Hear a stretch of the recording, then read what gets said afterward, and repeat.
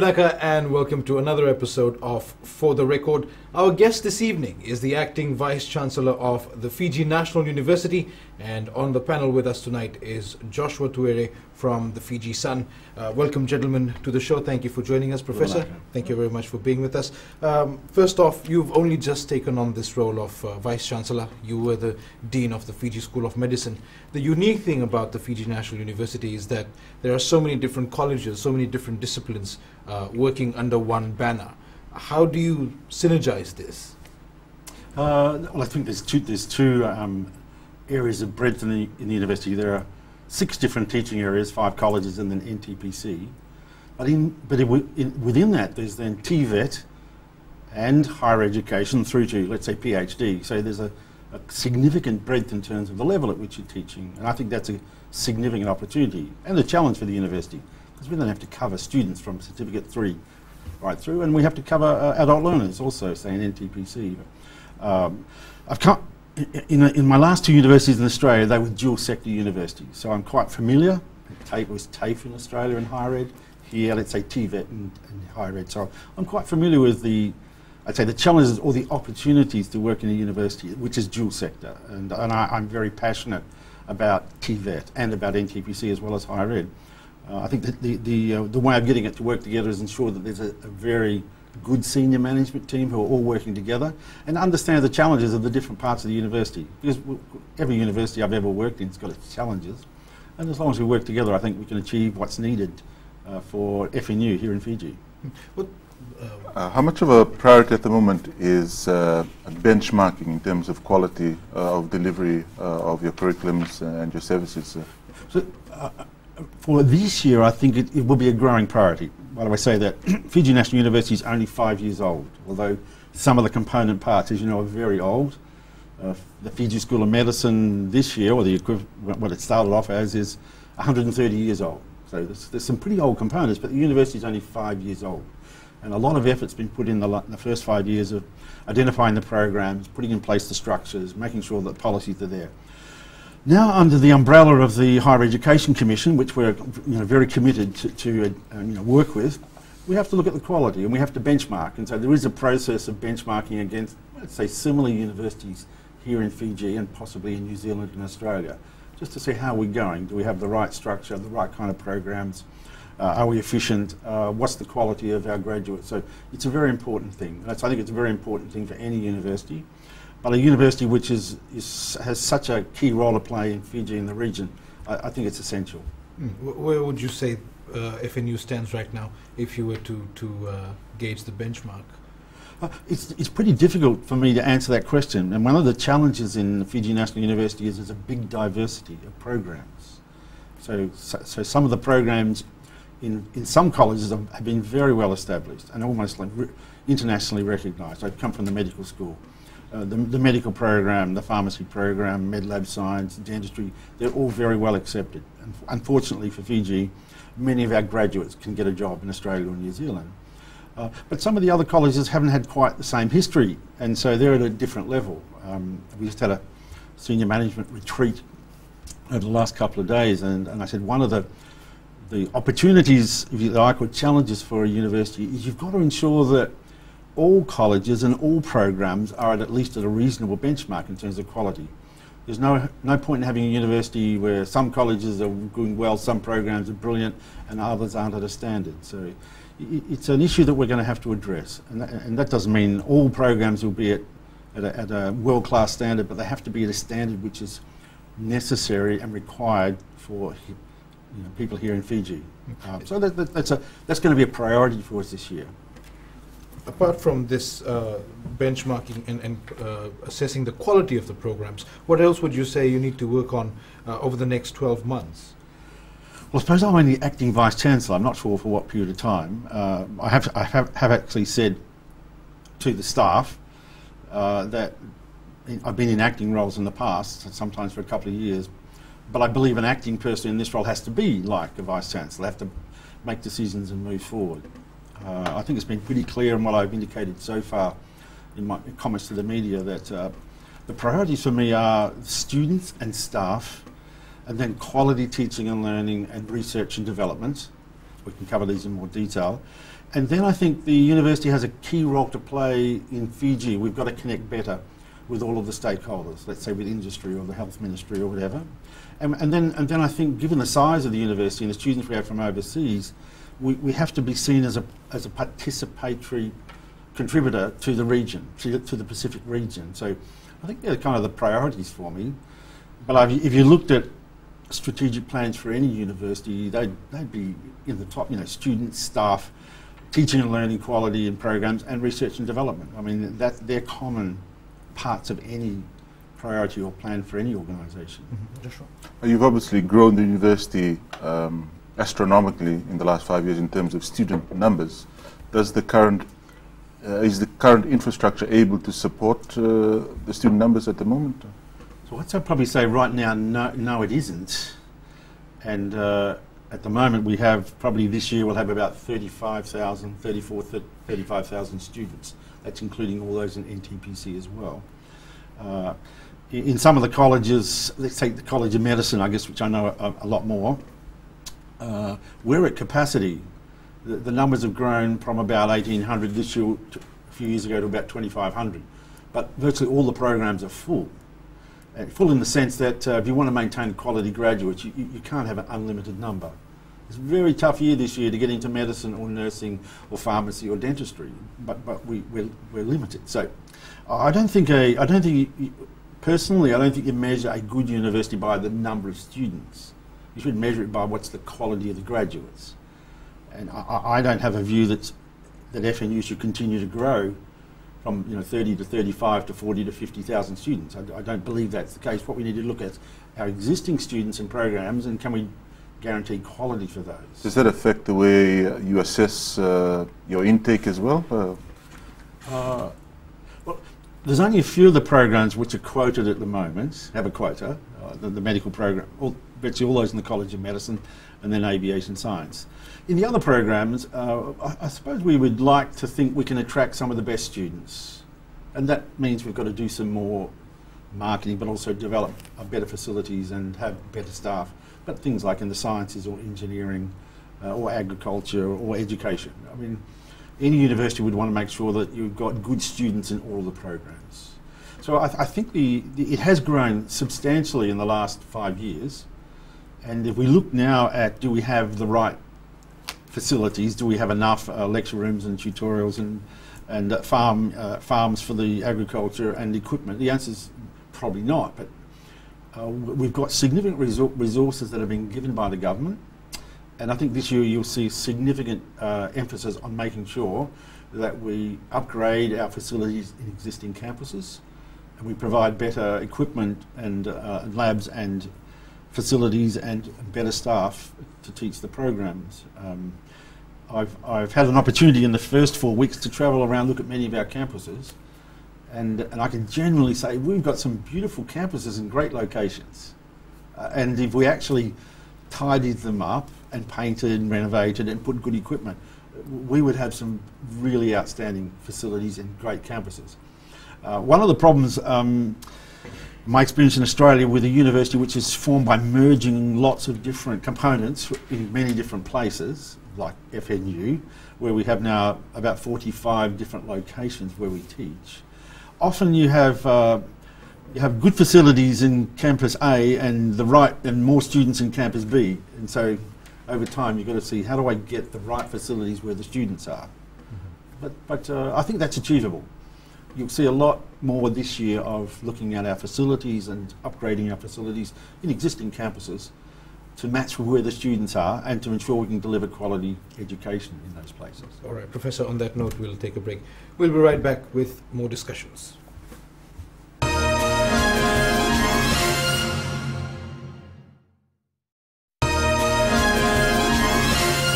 Welcome back. We're talking to the Acting Vice-Chancellor of the Fiji National University, Professor Ian Rouse. Professor, you've spoken at length about the needs in terms of facilities. What about the needs in terms of manpower? Lecturers, senior lecturers, professors. The FNU has a large cadre of professors or lecturers who come in from overseas. Is there any plans to cultivate this? Do we need more? And where do we need more? Yeah, so I think we need more in all the areas, but we have to be on a journey which is about developing Pacific Island people into the role. So if I can explain that in a bit more detail. In the medical area, it's been tough for some time to get enough educators. So these, to be a good educator, you need to be a clinician who likes to work with students and can teach well. And you don't necessarily get that all the time. You might have a brilliant clinician, but isn't a good teacher. But at the moment, I think we're in a reasonable position. We spent a lot of time in the last couple of years trying to recruit people. And so, I mean, always you need more clinicians or a pathologist or anatomist, but it's an ongoing process. And we've taken staff from Australia or New Zealand or Europe or India or Sri Lanka. So, and we're in a continual process of doing that. Similarly, in areas like engineering or business or agriculture, if you want to teach at a reasonable level, you've got to have people who've got a master's or a PhD. And if you looked in Fiji at the moment, we don't have a lot of people who are interested in being an academic who have higher level qualifications in those areas. So I think in the short term, maybe the short term might be, the next 5 years, we'll have to continue to recruit people to teach at the right level in some of these program areas. In 2015, say when FNU was to open, do you expect, or could there be a situation where a student might walk into a lecture room or a hall and there wouldn't be a lecturer available? No, I don't think that shouldn't happen. All the lectures should be covered, but in some areas, if we want to develop and improve the quality, we might need people who've got different sets of skills. I'll come to one of the key areas at the moment, which is research. But, so I guess when you've got such a large university, I think we probably teach 300 programs, and with so many students, inevitably there might be a lecture where the lecturer isn't there, unwell or weren't scheduled or something. But it should be very rare. We put a lot of effort last year into trying to ensure that classes ran with academics to teach the particular program. I can't guarantee that there won't be a problem, but I think in general we're in pretty good shape. But if we want to develop and provide the best stimulus for the young minds to think creatively and engage enthusiastically, whatever their career field is or their area of interest is, whether it's in business or agriculture or engineering, then we need people who have studied at a higher level. My experience in Fiji is there's some fantastic young people, or younger than me maybe. So people who have studied or people who are working in industry and want to come back and be academics. And I think as a university, and we were talking about this again at our retreat, we need to look at ways in which we can encourage our best young academics from Fiji, or some from the Pacific Islands, to study and develop. They might go on and do a master's degree, some might do a PhD. In the college, with a view to come back and teach. Is that absolutely. There's a lot of younger, maybe 25 to 40-year-olds who definitely want to commit to teach, say at FNU, maybe at USB, but certainly want to teach in Fiji. This is their home. This is their country. They're enthusiastic about contributing, but they understand they need to get a higher qualification. We've had pretty good success in some areas. In the College of Medicine, we probably have, I think, it's about 8 or 10 of our academics who are overseas at the moment, doing masters or PhDs. And the intention is they'll return and then teach in the program areas. From my point of view, as a person who's been here 6 years, but who's very interested in sustainability, we need to develop our own people into the future academics of a university like the Fiji National University. That has to be what our key priorities in our staff development plan. So I think that's working pretty well, but we're going to put more emphasis on that again this year as well. There's obviously a growing interest from other Pacific Island states in the services provided by the Fiji National University. Do you see yourself in competition with the University of the South Pacific, or how do you see yourself as a provider for the South Pacific Islands in terms of education? In some areas, we're not at all competitive because we only have the program and they don't have the program. I mean, all the programs in the College of Medicine are like that. In some areas where there's not that much competition because we have quite unique and the strong programs that USP doesn't, and the reverse would occur. In some areas we're kind of in competition, whether probably in education or business. But my personal view is the need to train people in the Pacific is so large that I don't think we should think about competition as developing the capacity in Fiji to provide education for the Pacific region. I mean, I'm a strong believer that that's definitely a possibility. There's more than enough room. More than enough room, and I get on very well with the Vice Chancellor, have for some time at USP, and have had a number of discussions about this. And I think the size of the market is quite significant. If you think about what happened in Singapore maybe a couple of decades ago, where the interest in education helped them turn into the key education provider in the region. I think Fiji has that opportunity. My personal view on competition is competition where it becomes destructive is of no value to Fiji. But competition, if competition means we have to improve the quality of our teaching facilities, our programs, our staff, so we can say, hey, we're as good. That's good competition. We should have that.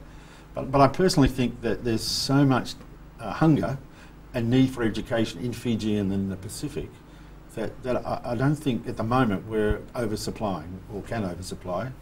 One of the things I've often said is that kind of challenging to people from Fiji is, do you realise the contribution that Fiji has made to education in the Pacific?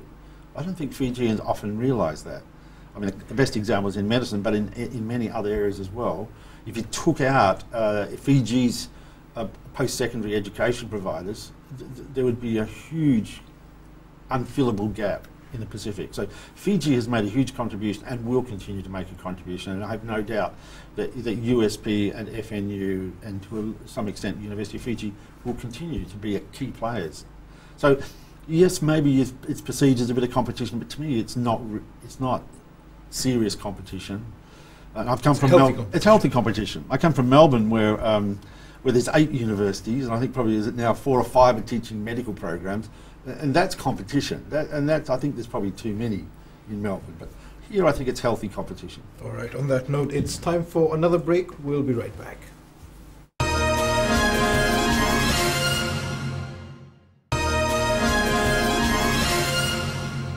Pulavanaka, welcome back to For the Record. We'll get right into it.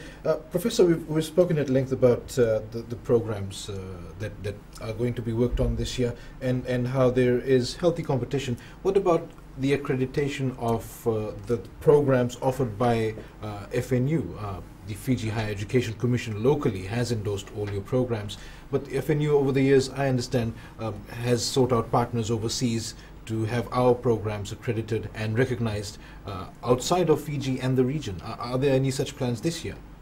Actually, the Higher Education Commission is challenging the universities to ensure that we do have accreditation for all of our programs, and so it's a priority. That they've articulated that as a priority for Fiji National University, maybe also for USP.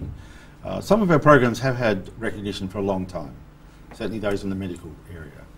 And some were in a fairly aggressive process at the moment of trying to move towards accreditation. A good example would be in engineering. We're offering Bachelors of Engineering programs now, but really we need our programs accredited.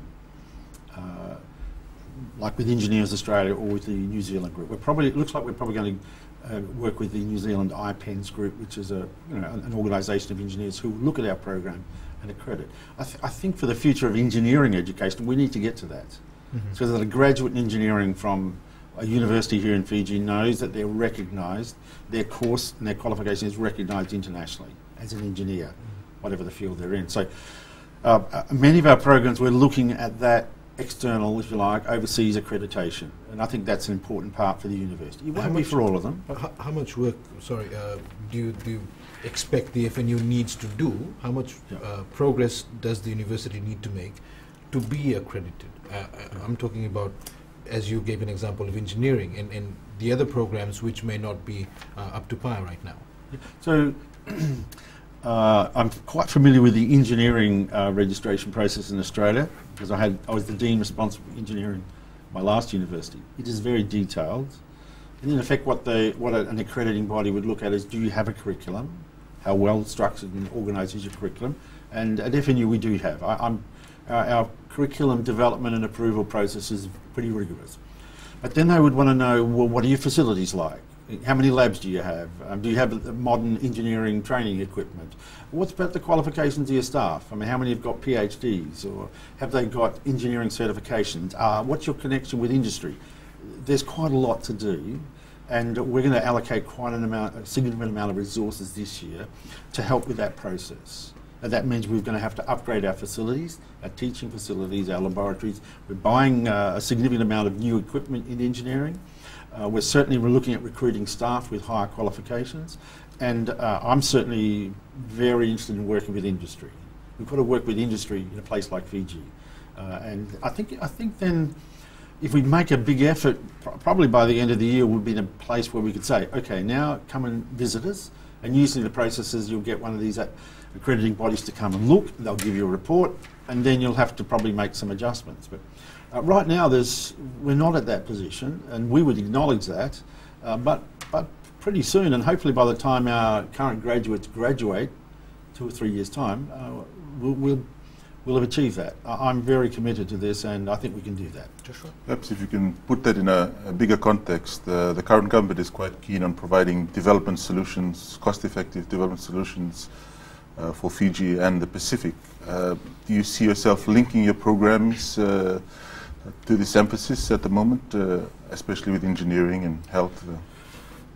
I think, clearly I'd say Fiji National University's key client and donor or contributor in terms of income is the government of Fiji. And so we have to align ourselves with the priorities. But I think that's pretty easy when I look at what the government has emphasised. As a university, they're expecting us to focus on quality teaching and learning and research and development.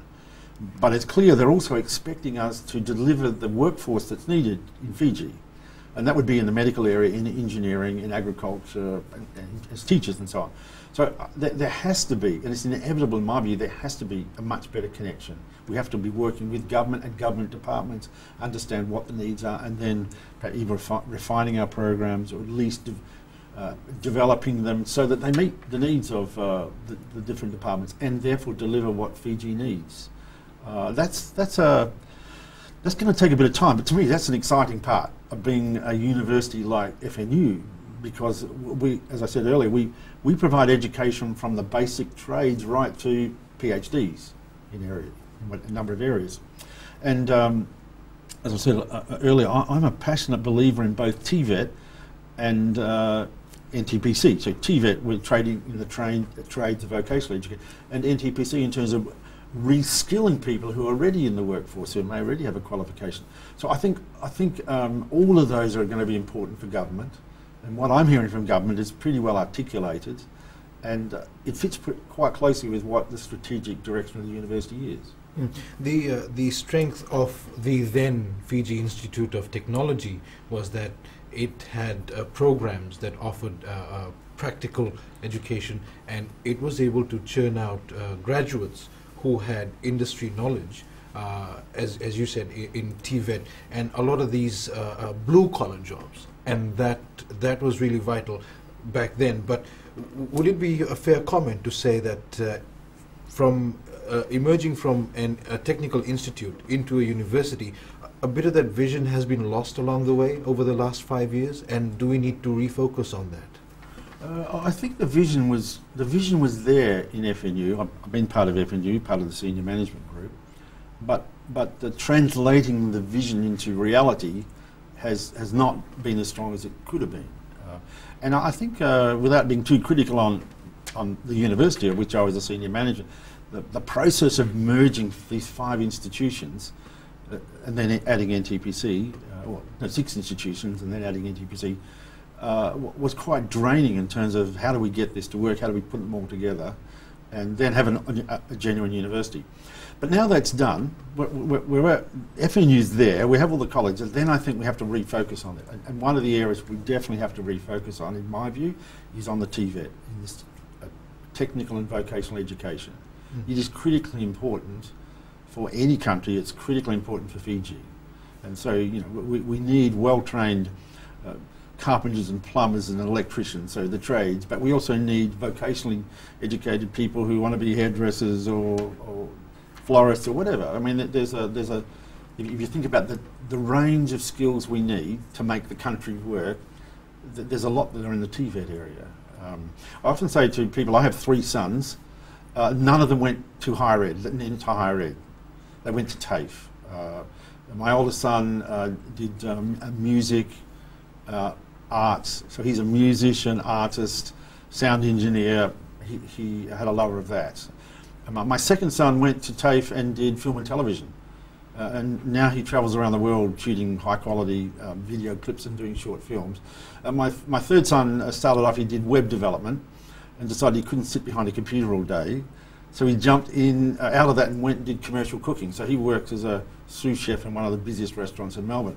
They're all critically important trades. And I think they're important for Fiji as well. They might say, because they saw how busy I work, none of them wanted to be an epidemiologist. But anyway, I think the point is, all of these are important for Fiji. The trades are important, higher education, and also in NTPC, we need to continue to develop skills for people who are working in industry. It's really important. Professor, it's time to take another break. Don't go anywhere. We'll be back in a while.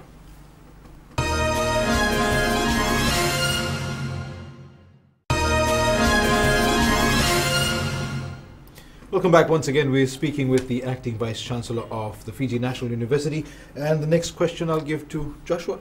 You're probably aware, Professor, about the attitudes in Fiji, and it's probably common as well in Australia, about tradespeople being considered sort of inferior or second class. And, everyone wants to study accounting because that's, where all the money is. And, if you're a plumber, that's sort of considered a bit inferior. How much is FNU dealing with these kind of attitudes? I don't think FNU's dealt with it as much as it needs to, but my experience in other Australian universities that say with the dual sector is that they didn't deal with it well, and so that is part of the perception. But in my view, it's a completely incorrect perception. In terms of wealth, I mean, there's many of my friends in Australia whose children were builders or plumbers or carpenters who earn much more than a professor. But in terms of contribution to a developing country, or even in Australia with the industry boom, you can't have academics building houses or skyscrapers or whatever. So the trades, in my view, are critically important, and they're critically important in Fiji. I think Fiji's got a huge potential now to grow and develop, and also to teach the other Pacific Island countries in these areas. And so I think the trades are really important, and I think we've got to do away with the view that people in TVET or the trades are less important. No, we clearly have a problem that, most people, and maybe it's a parent's perception as well. They want their sons and daughters to be doctors or lawyers or accountants, maybe a few dentists, and that's it. And I think, all the other careers are critically important, and certainly the technical and vocational education, in my view, are really important for a well-matured country and economy. So I think there's got to be more emphasis on that. The government has a similar view, to the point that they're pouring money into more technical colleges. They're offering more scholarships and even startup grants for farmers and similar fields. This is basically the government trying to inject or revive the cash economy, the macro economy, where people are self-sufficient, and they may not have the higher paying or the white-collar jobs, but the blue-collar jobs are basically running the economy and keeping the cash flow going. That's, I think, the overall idea. How critical do you think the Fiji National University is in this cash economy? Because a lot of the programs that the FNU offers is to do with TVET, is to do with being your own boss, running a small business, and the like. Yeah, so within I think FNU is critical, and there's probably other players other organisations post-secondary who are also important. Clearly, we offer to students to come and do a bachelor's degree. Let's take agriculture. You can come and do a bachelor's degree in agriculture or in forestry or fisheries, but you can also do a certificate, and you can do short courses in these areas, and you can connect in the NTPC and develop skills in those areas. So I think in that sense, if we look at the vast number of people who could improve their skills and then make a contribution and develop the economy or just improve their livelihood, FNU should be a key player. The other part is that FNU has, as I said earlier, nearly just close to 50 campuses, 50 places around Fiji, this island and the big islands, where we teach. And that's a challenge in the sense of how do we get all these places to work well, but it's a unique opportunity in terms of being able to provide particularly the TVET qualifications or skill development. Whether you're in Taveuni or Savusava or Lambasa or in the western part of the main island, you can go to a FNU facility and learn some of these. All right, so it's there, the facilities are there, the programs are there, the opportunity is there, but are the younger people taking it up? Do we have young people coming in saying, I want to be a farmer? I think we do. There's another program that's government funded called Sustainable Livelihood Program that we have at FNU as well, and that's been trying to look at ways in which we can develop and encourage people. One of the challenges at the moment, just with the introduction of the toppers and the TELS program, is that TVET programs aren't funded. And I guess I'd probably say, could the government look at that next year? Not necessarily so we can generate more income to FNU, but because that means a lot of people who might want to do those programs and develop those skills are a bit disadvantaged because I have to choose a higher ed or bachelor's in order to get a scholarship. But putting aside that challenge, which is a challenge for many families, I think there is a lot of interest, and there's a lot of people who want to be involved in some of those other areas like farming or some of the trades, and I think FNU's got a good place to play in that. Joshua? You've obviously had some input as well from India, from the donors and from the Indian government. In India they have schemes like the grassroots to global scheme, where they take ideas from villages and communities and try and translate that into ideas that affect a wider audience. Do you see FNU playing sort of a strategic role in that as well, connecting to the communities and ensuring that communities are empowered as you channel their ideas through your programs? Again, I'd have to say, without question, and I have to apologise that if I use the health example, the World Health Organization, the Center for Disease Control in the US are making it very clear that if we want to make a difference in health, particularly like the NCDs, you have to empower the community. You have to get into the community, empower the community to try and make healthy choices. So those bodies have said, if you just sit in your office and teach people or write papers, it's not going to work. They've realised in places like the US or India that doesn't work. You've got to work with the community. Clearly, I'd say in something like agriculture, if you don't work with the communities, that's like where all the farms are, or the people doing, trying to grow things, or stop white ant infestation, then you'll miss a significant opportunity. It's clear to me. It's pretty easy to think that this is the way it should be, but I think we need to do more work on that.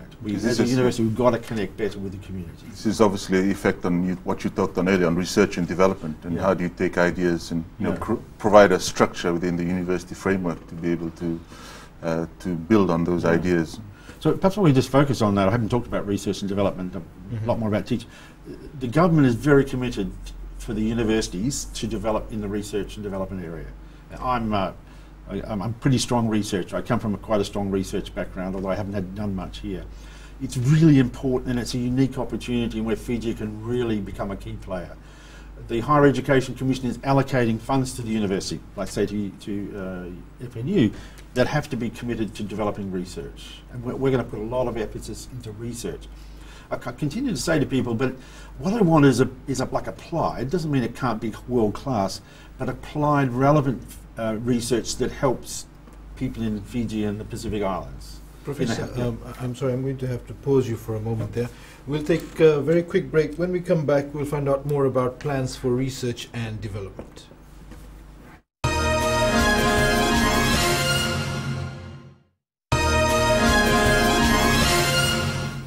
Welcome back.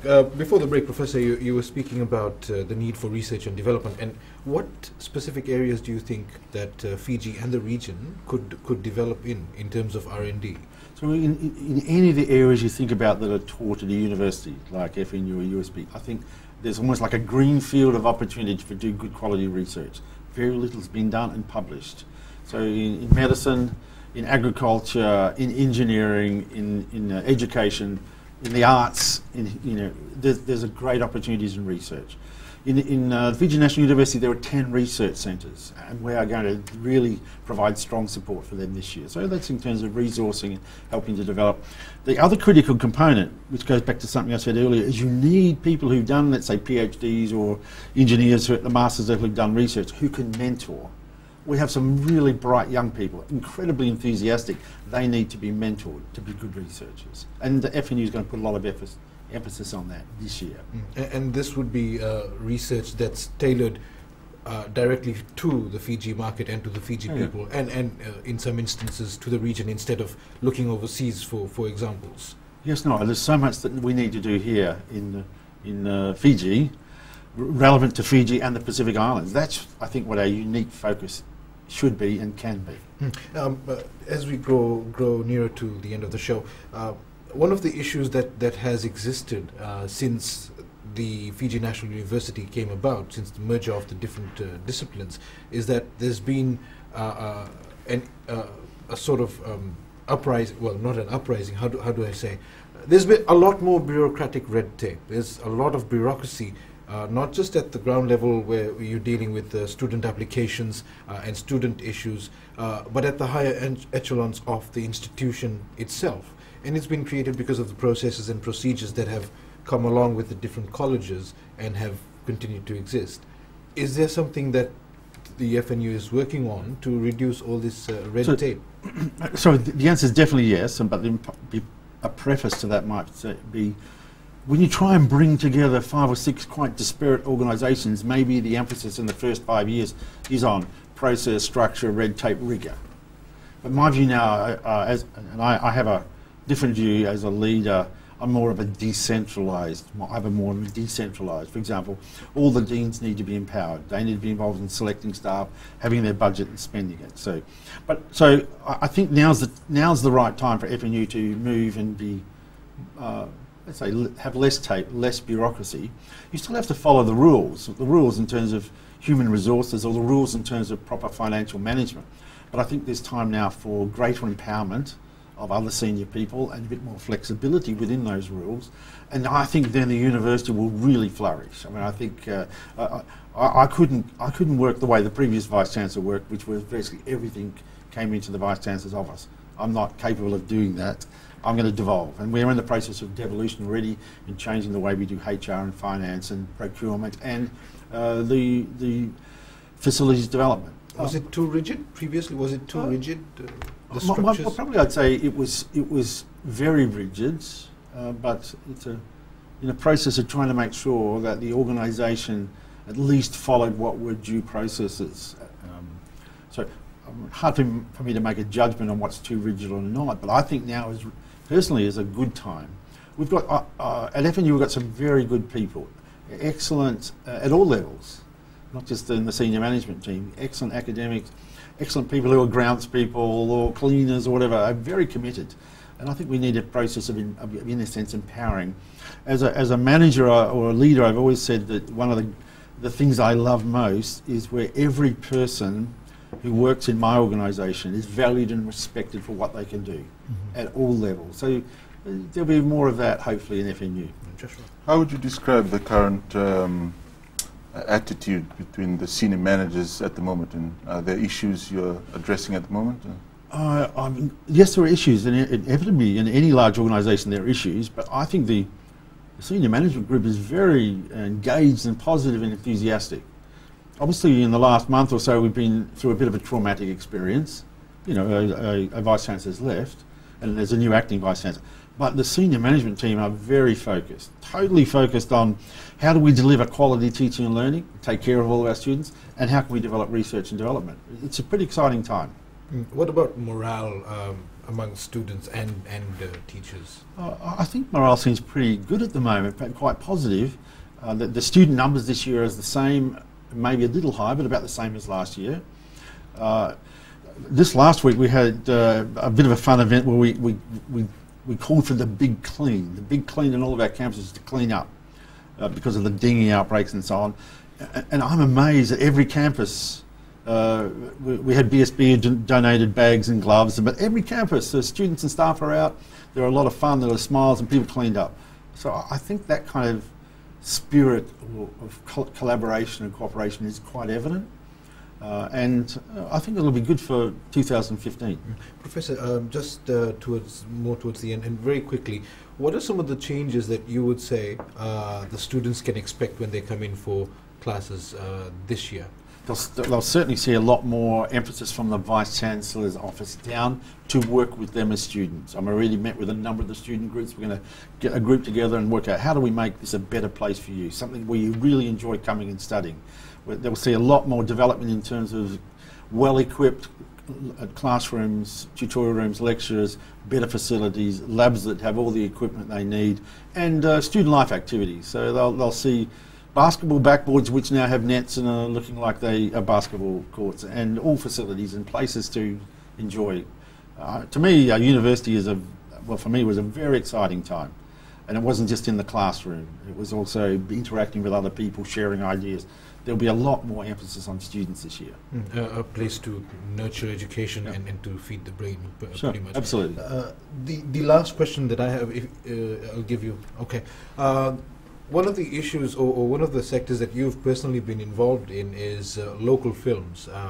You've promoted them, you've used resources to get the message out there, and these films have always had an underlying message for society. The last was about domestic violence that your office heavily promoted. Do you see an avenue here? Is there something that you see that we may not see right now? I think the College of Medicine, I guess if I put it in this kind, the College of Medicine had access to some funding to support the production of some short films and some video clips. So we produced a couple of short films, one on safe motherhood, one on domestic violence, and a couple of great video clips by Savuto and Elena Baravalala on climate change, and another one on empowering young people. In the context of medicine, health, it was so easy for me to say, well, if you can produce a film on something like that, I can fund it. But if we take it broadly now, my view is that Fijians and Pacific Island peoples are incredibly creative. And that might be in film or television or music or dance or song.